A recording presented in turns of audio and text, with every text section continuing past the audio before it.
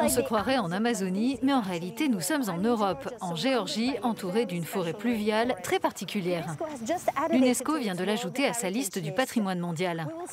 Nous allons voir comment la protection de la biodiversité s'est transformée ici en stratégie avantageuse, à la fois pour l'environnement et l'économie. Sur la côte orientale de la mer Noire, les écosystèmes de la région de Kolchide ont entamé leur évolution il y a 20 millions d'années.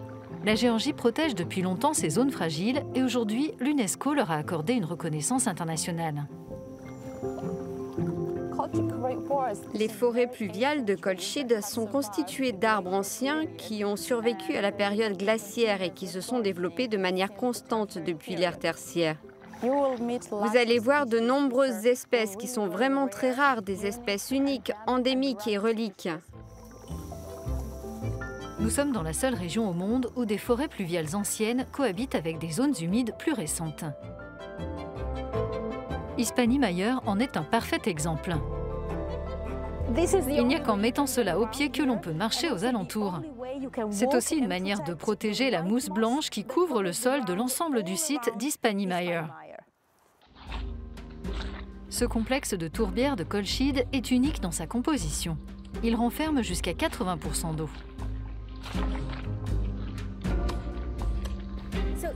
Isolde, qu'avons-nous sous nos pieds? Il faut imaginer un lac qui serait à l'envers, d'une profondeur de 5 mètres et recouvert d'une couche de mousse de sphaigne. Quand on marche dessus, on a l'impression que le sol vibre comme un trampoline.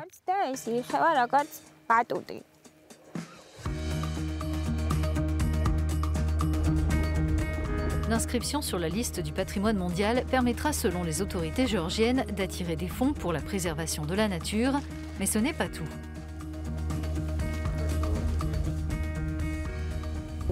Quand nous toucherons des financements pour créer des sites protégés, nous réinvestirons cet argent dans le développement socio-économique des zones rurales. Et la population locale recevra notre soutien pour lancer des activités commerciales, ouvrir des chambres d'hôtes, etc. 3 des 4 nouveaux sites inscrits au patrimoine mondial se situent dans la région autonome de l'Adjari. Sa capitale, Batumi, s'affiche en destination touristique 4 saisons. Quel sera l'impact de la décision de l'UNESCO sur le secteur du tourisme?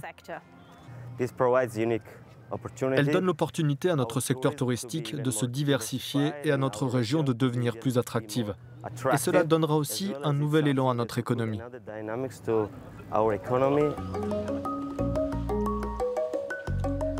Dans les montagnes au-dessus de Batumi, le parc national Kintrishi se prépare à accueillir des visiteurs.